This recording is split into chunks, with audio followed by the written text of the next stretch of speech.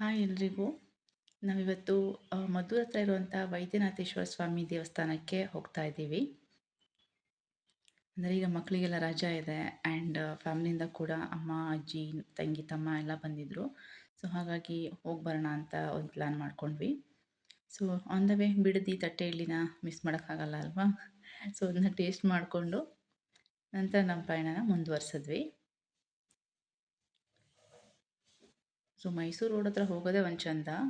ಬೆಟ್ಟ, ಗುಡ್ಡ, ಹಸಿರು ಚೆನ್ನಾಗಿ ಅನಿಸುತ್ತೆ. ಸೊ ಇದು ದೇವಸ್ಥಾನ ಬಂದುಬಿಟ್ಟು ವೈದ್ಯನಾಥೇಶ್ವರ ದೇವಾಲಯ. ಇದು ಮದ್ದೂರಿಗಿಂತ ಮುಂಚೆನೇ ಬರುತ್ತೆ. ಸೊ ನೀವು ಹೋಗುವಾಗ ಮ್ಯಾಪಲ್ಲಿ ಸರ್ವಿಸ್ ರೋಡಲ್ಲಿ ಹೋಗಬೇಕಾಗತ್ತೆ. ಅದು ಸ್ವಲ್ಪ ನೀವು ಕಾನ್ಸಂಟ್ರೇಟ್ ಮಾಡಬೇಕಲ್ಲಿ. ಇಲ್ಲಿ ನದಿ ಕೂಡ ಇದೆ, ಒಂದು ಶಿಂಷಾ ನದಿ ಅಂತ ಹೇಳಿ. ಇಲ್ಲಿ ಒಂದು ಪ್ರತೀತಿ ಅಂತ ಹೇಳಿದ್ರೆ ನದಿಗೆ ಉಪ್ಪು ಮತ್ತು ಬೆಲ್ಲನ ಅರ್ಪಣೆ ಮಾಡಿ ಪೂಜೆ ಮಾಡಿಕೊಂಡ್ರೆ ಎಲ್ಲ ಒಳ್ಳೆಯದಾಗತ್ತೆ ಅಂತ ಹೇಳಿ. ಇನ್ನು ಯುವನ್ ತುಂಬ ಎಂಜಾಯ್ ಮಾಡ್ತಿದ್ದ ನೀರಲ್ಲಿ. ಅವನು ಇತ್ತೀಚೆಗೆ ನೀರಲ್ಲಿ ಆಟ ಆಡೋದನ್ನ ತುಂಬ ಇಷ್ಟಪಡ್ತಾ ಇದ್ದಾನೆ.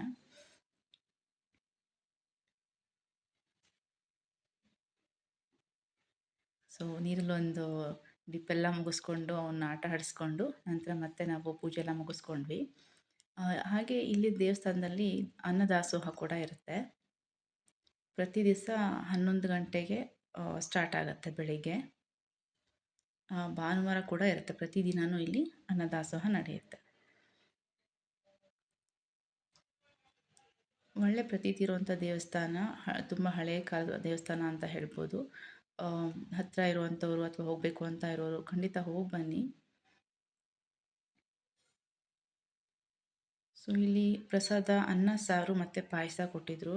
ನಿಜವಾಗ್ಲೂ ಪಾಯಸ ಮಾತ್ರ ಎಲ್ಲನೂ ತುಂಬ ಚೆನ್ನಾಗೇ ಇತ್ತು. ಅಲ್ಲಿಂದ ಒಂದು ವೇ ಬರ್ತಾ ಒಂದು ಜನಪಣ್ಣದ ಗೊಂಬೆ ಆ ಒಂದು ಶಾಪ್ಗೆ ಹೋಗಿದ್ವಿ. ನೋಡ್ಕೊಂಡು ಬರೋಣ ಏನೇನಿದೆ ಹೇಗೆ ಅಂತ ಹೇಳಿಬಿಟ್ಟು.